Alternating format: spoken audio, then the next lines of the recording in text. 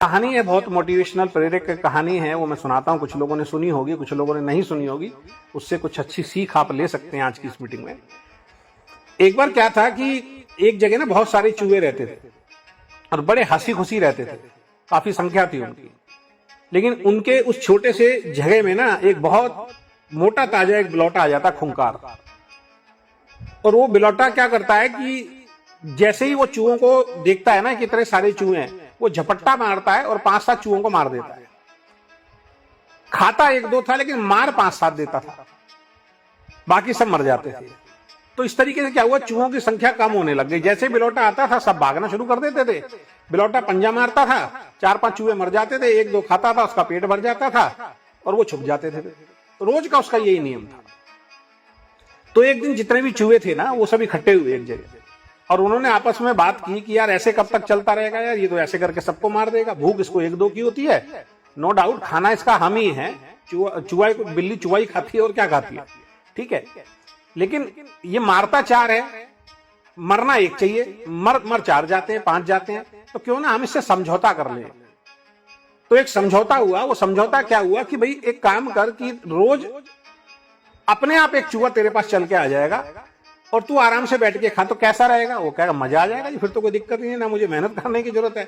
कि भाई तुम आते हो 4-5 चूहों को मार देते हो और एक चूहा जो है वो अपना खाना होता है तुम्हें, लेकिन 3-4 हमारे साथी चले जाते हैं। तो अगर तुम्हें एक ही की भूख है तो एक अपने आप आ जाएगा। तो उन्होंने कहा ठीक है। तो 2-3 दिन ऐसे चलता रहा। एक चूहा जाता था, बिलौटा आराम से बैठा रहता था, खा लेता था। 3-4 ऐसे चूहे मरे। तो वहां पे एक छोटा सा चूहा था, उसको पता लगा कि उसके माँ बाप की भी बारी आने वाली है, क्योंकि बच्चों को वो बेचते नहीं, बड़ों को ही बेचते थे।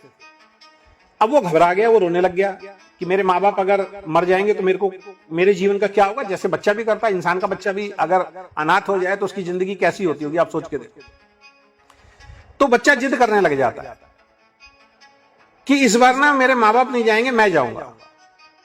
तो सब कहते हैं नहीं भाई, बच्चे को तो भेजेंगे नहीं, हम बड़े हैं तो तुम कैसे जाओगे, तुम्हें तो अभी पूरा जीवन देना है। लेकिन बच्चा ना जिद पे अड़ गया।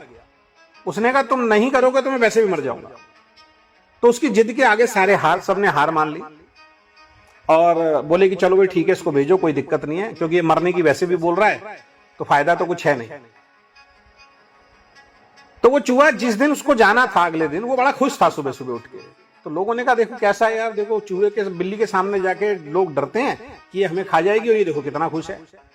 उसकी माँ रो रही है, उसके पिताजी रो रहे हैं, सबको चुप करा रहा है। उसके चेहरे पे ना एक अलग सी खुशी दिखाई दे रही थी। मतलब उस खुशी का एहसास भी कोई नहीं कर सकता कि यार मौत के मुंह में जा रहा है और आदमी इतना खुश कैसे हो सकता है। तो वो हंसते हंसते सबसे विदा कह के जाता है और बोलता है आज के बाद तुम में से किसी को भी इस बिलौटे की तरफ से कोई परेशानी नहीं होगी।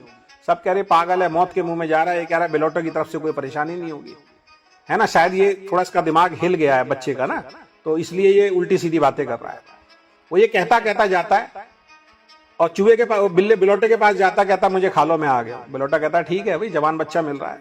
बिलौटा उसको खाता है खुशी खुशी। और खाने के बाद थोड़ी देर बाद बिलौटा बड़ा अंगड़ाई लेता, आराम से बैठता है। लेकिन अचानक बिलौटे को ना उल्टी होनी शुरू हो जाती है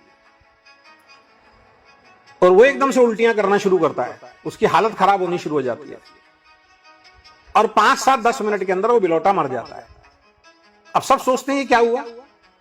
तो बाद में पता लगा कि वो जो चूहे का बच्चा जो था ना, उसने एक चाल चली कि ये रोज एक बिलौटा मारता है, मैं सबकी जिंदगी बचा के जाऊंगा, उसके लिए मुझे अपनी कुर्बानी देनी पड़ेगी।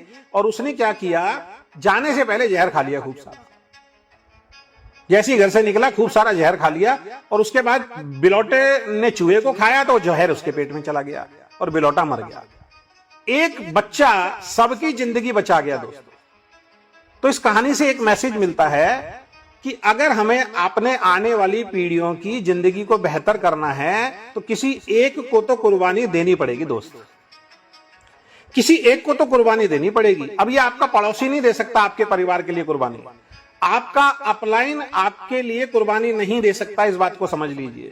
मैनेजमेंट आपके लिए कुर्बानी नहीं दे सकती कि आप घर से ना निकलें, आप मेहनत ना करें, आप काम ना करें। और आपको कोई करोड़पति बना दे, आपको अपने परिवार के लिए कुर्बानी आपको ही देनी पड़ेगी। कुर्बानी का मतलब ये नहीं है कि कोई हलाल होना है, मरना है ना। कुर्बानी का मतलब कड़ी मेहनत आपको और हमें ही करनी पड़ेगी, हमारे परिवार के लिए आपको करनी पड़ेगी, आपके परिवार के लिए सहयोग मिल सकता है। लेकिन अगर आप ये सोच रहे हैं कि कोई दूसरा व्यक्ति आपको आके लखपति करोड़पति बनाएगा, इस उम्मीद में है, तो ये नहीं हो सकता। तो इस कहानी से बहुत बड़ा मैसेज मिलता है, इतना बड़ा मैसेज मिलता है कि अगर आपको अपनी जिंदगी बेहतर बनानी है तो कोई दूसरा व्यक्ति चलकर नहीं आएगा, आपको ही करना पड़ेगा। भगवान भी उन्हीं के लिए कुछ करता है जो खुद करने के लिए तैयार होते हैं। दशरथ मांझी का जो डायलॉग है कि भगवान के भरोसे मत बैठो, क्या पता भगवान आपके भरोसे बैठा हो। तो दोस्त, जब तक आप और हम खुद नहीं ठानेंगे ना अपनी जिंदगी को बदलने के लिए, कोई बदलने वाला नहीं है। भगवान सिर्फ आपको मौका देता है। एक बात ध्यान रखिए, भगवान जिंदगी बदलने का आपके जीवन में मौका लाके खड़ा कर देता है, अच्छी संगत में भेज देता है। जहां से आपकी जिंदगी बदलने वाली होती है वहां तक पहुंचाने का काम भगवान का होता है। उसके बाद सारा काम आपका और हमारा ही होता है। भगवान तो सिर्फ रास्ता दिखाता है और भगवान अपने कुछ दूत को भेजता है किसी न किसी रूप में आपकी मदद करने के लिए। तो ये ध्यान रखिए, बगैर खुद मेहनत किए इस बिजनेस में आप और हम सफल नहीं हो सकते हैं। आपको और हमें कड़ी मेहनत करनी पड़ेगी, तभी सफलता मिलेगी।